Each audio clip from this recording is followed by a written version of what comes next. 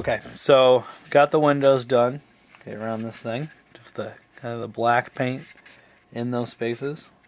And so now the next thing we need to do, the big job, but the part I like the best is the rust effect. Now, two trains of thought on your metal parts on this building, which would be the roof, the metal frame we added around the chimney, entirely optional, and the remember we have some metal supports on this doorway too. You could go like a gunmetal gray and highlight it with a silver if it's like a fresh, newly repaired roof or new framing on the door, etc. Or you can go with a rusty red, metallic red. That's what I want to do. I love that look. I like the idea again. This is an old structure, a little decrepit.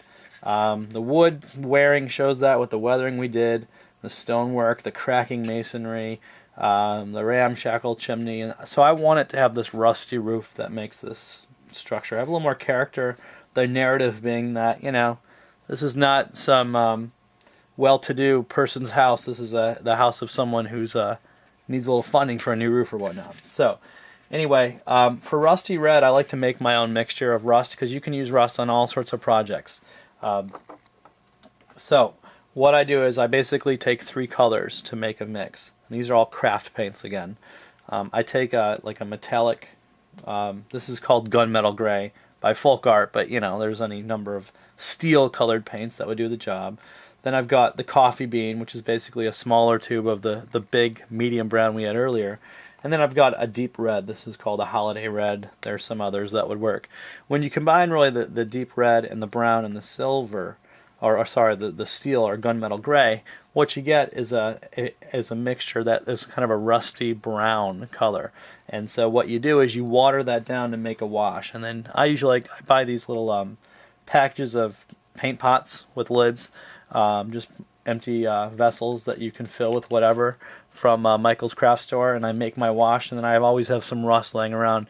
You always want to make sure you shake up your wash really well so all your sediment or pigment isn't on the bottom and water on the top. That could be a problem. So you want to shake it up really well.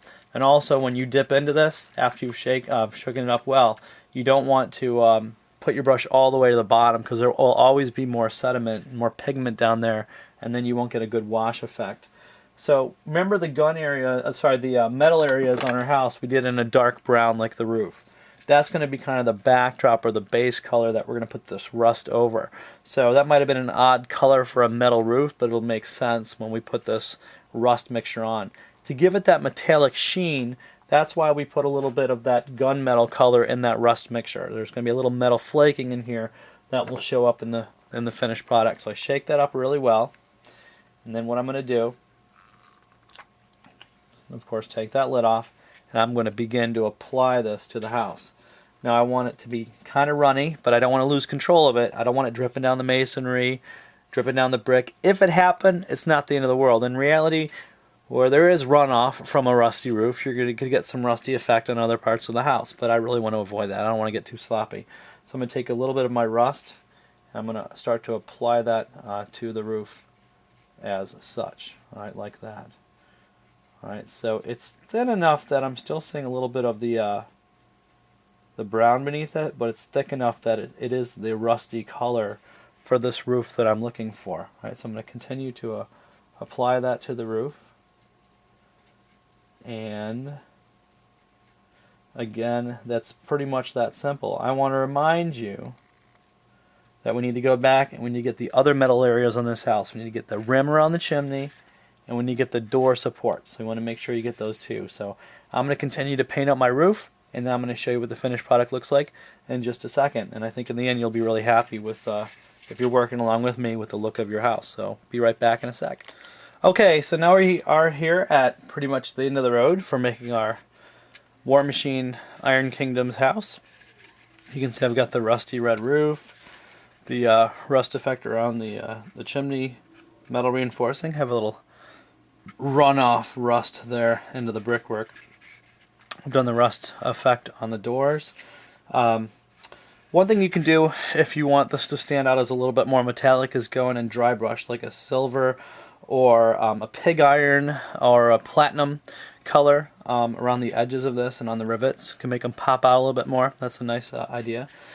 a couple little details, just finishing touches I want to leave you with. One is a doorknob. Now, a great doorknob for a building, which is really simple, is one of these little push pins or dress pins, straight pins, that has just a knob on the end of it, like that. So, don't really want a red doorknob. So what I did is I pre-painted one. I just painted the ball there at the end a bronze color. It's a lot easier to pre-paint that ball before you insert the doorknob than it is to paint it when it's on, once it's on there. I mean, not that it's impossible or anything, but basically what I'm going to do is I am going to just punch this through where the doorknob would be, and I'm going to have myself a doorknob. You just you leave it on the pen, and you poke it in, and ta-da, doorknob, ready to go. I kind of like the look of that. Right, so that's one finishing touch. Another thing we can do that's kind of fun is, let's say you want a banner on this.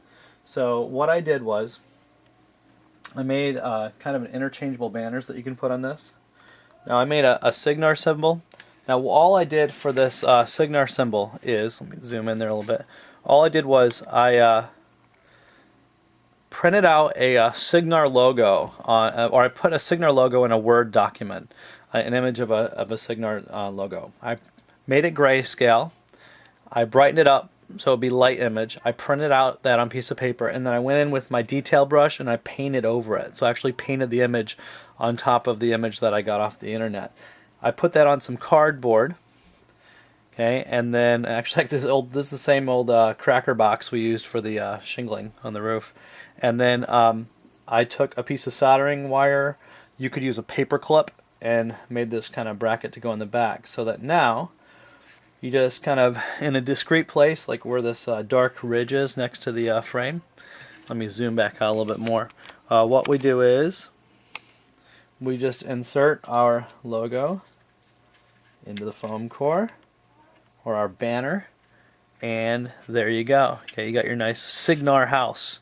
Well, let's say you're partial to IKAW or some other faction. Well, you can change these. So what I did was, let me take that out.